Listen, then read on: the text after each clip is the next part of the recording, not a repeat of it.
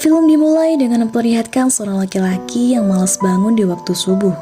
Di sisi lain, ada dua orang wanita yang terbangun di waktu subuh dan kemudian sholat berjamaah.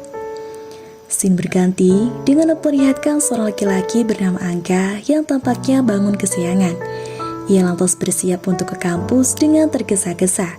Kemudian ada telepon masuk yang ternyata dari pacarnya yang bernama Mira.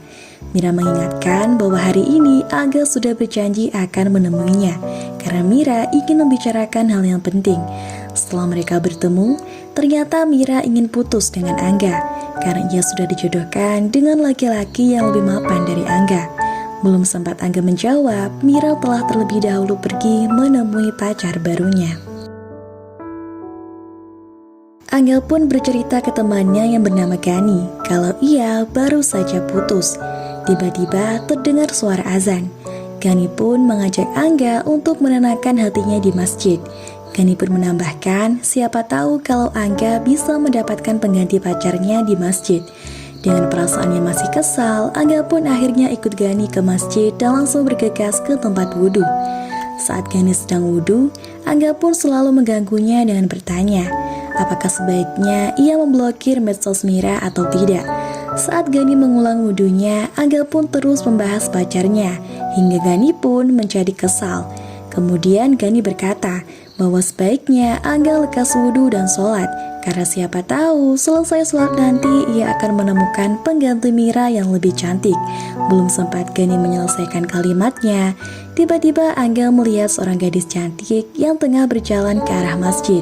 Tanpa berpikir lama, Angga pun langsung mengajaknya berkenalan. Namun gadis itu bertanya, apakah Angga seorang muslim? Karena kalau Angga muslim, ia seharusnya bergegas ke masjid dan mencari shaf paling depan, bukannya mengajak seorang gadis berkenalan. Sikap gadis itu yang terkesan dingin malah membuat Angga semakin penasaran dibuatnya. Selesai sholat, Angga menunggu gadis itu hingga keluar dari masjid. Tak berselang lama, gadis itu pun keluar.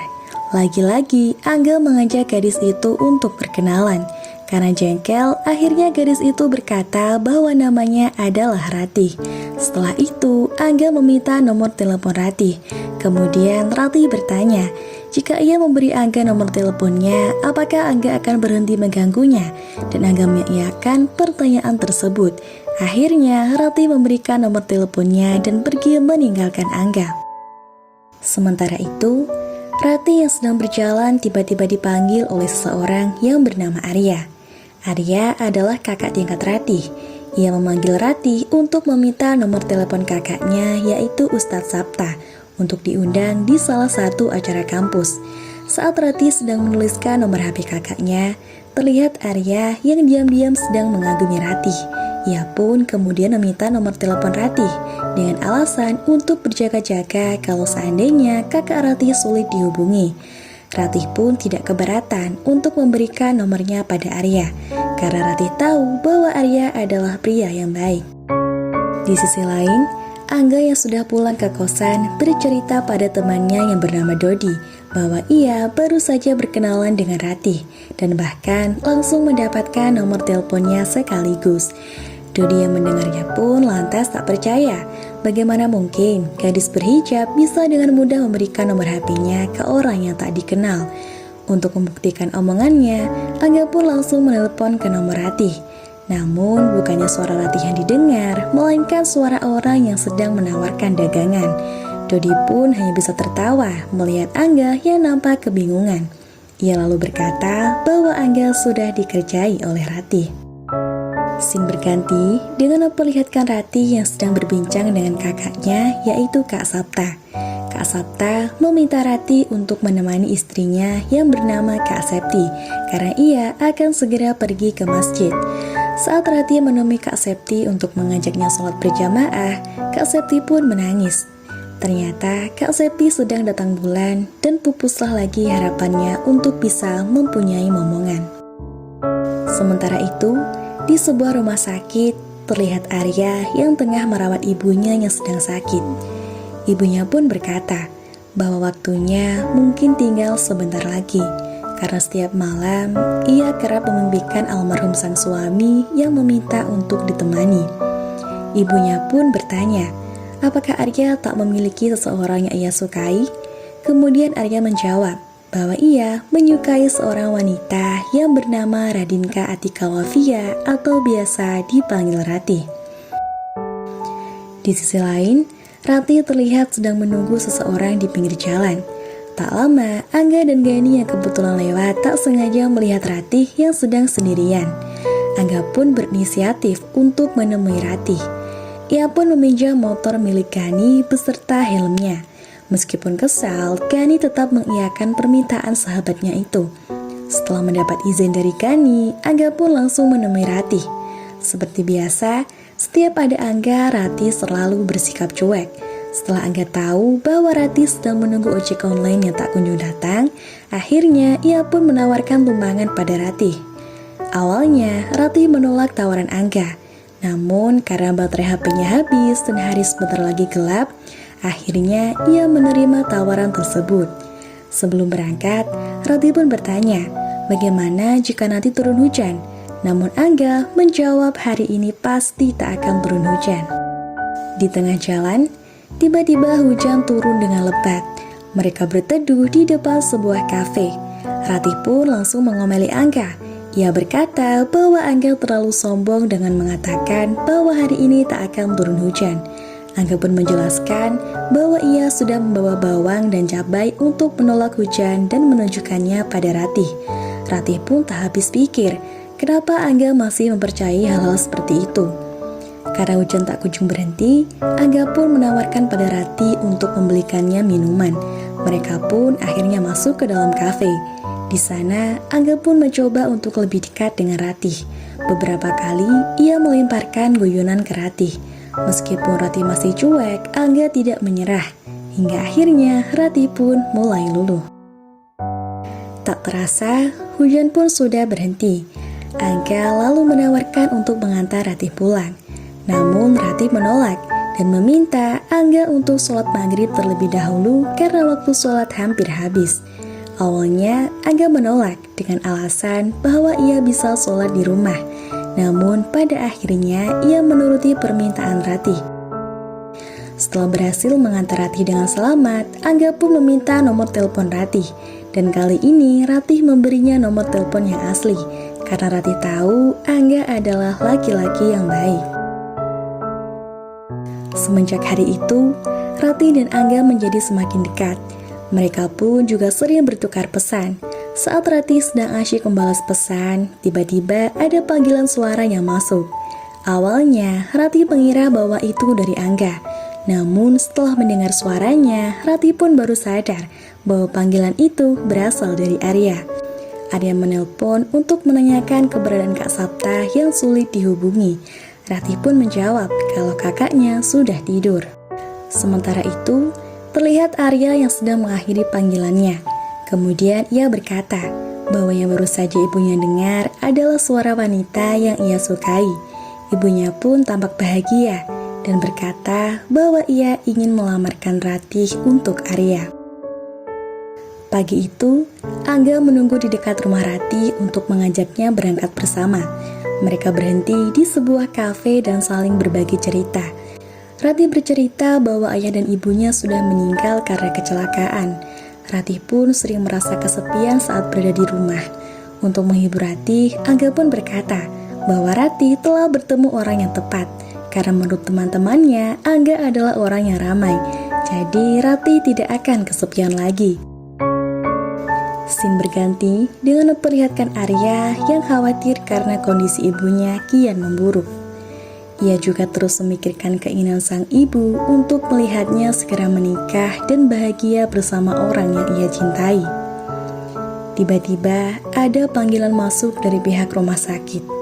Mereka mengatakan sebuah kabar yang selama ini Arya takuti. Kabar yang membuat hatinya hancur berkeping-keping. Kabar kematian sang ibu. Arya menangis, memeluk ibunya untuk terakhir kali. Saat proses pemakaman, Arya berkata pada Kak Sapta bahwa ibunya mempunyai sebuah wasiat, namun Arya masih belum mengatakan isi wasiat itu. Setelah proses pemakaman selesai, Ratih langsung menghubungi Angga. Ia bercerita bahwa ia merasa sedih dan teringat mendiang kedua orang tuanya. Angga pun merasa senang karena Ratih menghubunginya saat ia sedih. Lantas Angga bertanya, apakah Ratih mau berpacaran dengannya? Tentu saja Ratih menolak permintaan Angga, karena dari awal Ratih sudah berkomitmen untuk tidak berpacaran. Namun Angga meyakinkannya dengan berkata bahwa mereka akan segera sidang dan lulus kuliah. Setelah itu Angga berjanji untuk menikahi Ratih. Akhirnya Ratih pun menyetujuinya dengan beberapa syarat. Yang pertama, tidak ada kontak fisik sama sekali. Tidak boleh ada pengeluaran berlebihan. Tidak boleh meninggalkan sholat wajib. Harus produktif untuk tugas kuliah agar cepat lulus. Tidak boleh memberi celah untuk orang lain, dan syarat terakhir hubungan mereka bersifat rahasia. Namun, tanpa mereka sadari, ada sepasang mata yang memperhatikan mereka sedari tadi. Ia terlihat sedih dan kecewa. Scene berganti dengan memperlihatkan Ratih dan teman-temannya yang sedang berkumpul bersama. Di sana, Ratih bercerita bahwa ia sudah berpacaran dengan Angga dan meminta teman-temannya untuk merahasiakannya. Sementara itu, di luar ruangan terlihat Angga dan Gani yang tengah mengintip keberadaan Ratih dan teman-temannya. Saat Gani melihat teman Ratih yang mengenakan cadar, ia pun langsung jatuh hati dan mengajak Angga untuk menemaninya berkenalan dengan gadis itu. Setelah berkenalan, Gani pun mengetahui kalau nama gadis itu adalah Harsi. Tanpa berpikir panjang, Gani pun langsung meminta nomor telepon ayah Harsi untuk meminta restu perihal perasaan cintanya pada Harsi. Dan Harsi pun mengiyakan permintaan tersebut. Setelah Gani dan Angga pergi, Ratih meminta pendapat pada teman-temannya tentang perjanjian pacaran yang dilakukannya. Namun, kedua temannya berpendapat bahwa peraturan yang dibuat Ratih hanyalah pembenaran untuk mengakali Tuhan. Mereka berdua sama-sama kurang setuju dengan Ratih dan berkata bahwa setidaknya Angga harus meminta restu pada keluarga Ratih, bukannya malah sembunyi-sembunyi. Setelah itu, Ratih menceritakan pada Angga tentang kebimbangan yang ia rasakan karena pendapat yang disampaikan teman-temannya tidak sepenuhnya salah. Mereka pun kemudian bertengkar. Ratih mengungkit bahwa Angga tidak menjalankan peraturan yang sudah mereka sepakati karena Angga selalu telat bangun subuh. Padahal Ratih selalu membangunkan Angga di waktu subuh, tapi Angga tak pernah sekalipun mengangkat telepon Ratih dan bahkan mengabaikannya. Kemudian Angga bertanya, apa yang diinginkan Ratih sekarang? Ratih pun menjawab bahwa ia ingin Angga berubah, sholat subuh tepat waktu, dan segera datang ke rumah untuk melamarnya. Meski sedikit keberatan, Angga pun tetap berjanji pada Ratih untuk melakukannya. Keesokan harinya, Angga memberikan Ratih sebuah cincin. Ia menyatakan keseriusannya untuk menikahi Ratih. Angga juga berkata bahwa setelah lulus ia akan langsung datang untuk melamarnya. Setelah pulang ke rumah, Ratih bertanya pada Kak Septi tentang awal pertemuannya dengan Kak Sapta. Kemudian Kak Septi menjawab bahwa Kak Sapta adalah laki-laki pertama yang datang ke rumahnya untuk melamarnya. Kak Septi pun juga langsung menerima lamaran tersebut karena ia ingat pesan dari almarhum ayahnya bahwa jika ada laki-laki soleh yang datang melamar, maka Kak Septi harus menerimanya. Kemudian Ratih bertanya, bagaimana Kak Septi tahu kalau abangnya adalah orang yang soleh? Kemudian Kak Septi menjawab, kalau abangnya tidak soleh, pasti sudah mengajak Kak Septi pacaran, bukan malah ke pelaminan. Kak Sapta juga menambahkan, kalau pacaran itu hanya buang-buang waktu dan mempermudah setan untuk menyesatkannya. Ratih yang mendengar jawaban dari kakaknya pun merasa serba salah. Keesokan harinya, di waktu subuh, lagi-lagi Angga belum bisa menepati janjinya. Hal tersebut membuat Ratih semakin bimbang pada Angga. Sementara itu, Arya yang sedari awal mempunyai niat untuk melamar Ratih, akhirnya memberanikan diri untuk datang ke rumah Ratih. Arya sampai di rumah Ratih di waktu subuh dan pergi ke masjid bersama Kak Sapta untuk sholat berjamaah. Setelah itu, Arya menyampaikan niatnya untuk melamar Ratih. Ratih pun merasa dilema. Di satu sisi, ia masih berpacaran dengan Angga dan mengharap perubahan dirinya. Namun di sisi lain, sudah datang di hadapannya sosok laki-laki soleh yang mampu menjadi imam yang baik untuknya. Akhirnya, Ratih memutuskan agar Arya memberinya sedikit waktu, dan Arya menyetujuinya. Setelah kejadian itu, Ratih mengajak Angga untuk bertemu. Ia lantas menanyakan alasan Angga karena melewatkan bangun subuh tadi pagi. Angga pun menjawab kalau tadi malam ia begadang mengerjakan skripsi. Namun ternyata Angga sudah berbohong karena tadi malam ia begadang untuk menonton pertandingan sepak bola kesukaannya. Ratih yang mengetahui hal itu merasa kecewa pada Angga. Di perjalanan pulang, Ratih hanya bisa terdiam. Kepercayaan yang selama ini ia berikan pada Angga seakan hilang begitu saja. Ketika mereka telah sampai di rumah Ratih, Ratih pun berkata kalau ia ingin putus dengan Angga karena Angga tak bisa menepati janjinya untuk sholat subuh tepat waktu. Angga pun menjawab bahwa ia tidak terima jika diputuskan hanya gara-gara sholat subuh. Jawaban Angga yang terkesan menyepelekan sholat subuh membuat Ratih semakin kecewa pada Angga. Ketika Ratih akan masuk ke gerbang rumahnya, ternyata Kak Sapta sudah berada di depan rumah dan mendengar pertengkaran yang barusan terjadi. Ratih pun langsung berlari ke dalam kamar. Kak Sapta yang marah pun turut mengejar Ratih. Ia memaksa Ratih untuk keluar dari kamar dan ingin menghukumnya. Kak Septi yang melihat itu pun langsung mengingatkan suaminya untuk beristighfar. Setelah itu, Kak Septi datang untuk menemui Ratih dan berusaha menghiburnya. Sementara itu, Angga yang sedang galau di kosnya tiba-tiba kedatangan tamu. Gani datang untuk memberikan Angga undangan pernikahannya dengan Harsi. Angga pun bertanya, apakah Gani tak terlalu terburu-buru dengan keputusannya? Namun Gani menjawab dengan pasti bahwa menikah bukan soal cepat atau lambat, tapi siap atau tidak. Sedangkan Gani dan Harsi sudah sama-sama siap untuk menikah.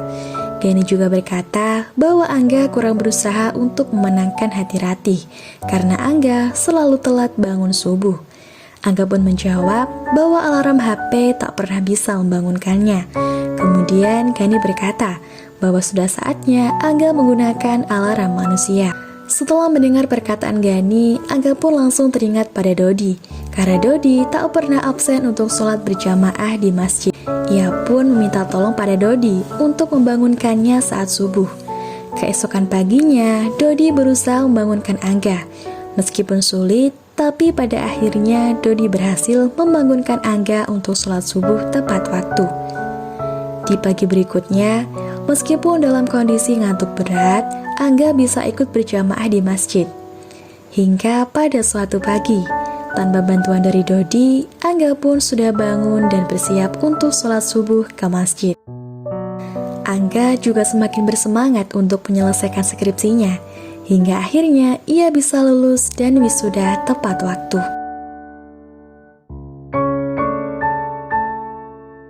Bersamaan dengan itu, tanggal pernikahan Ratih dan Arya sudah semakin dekat.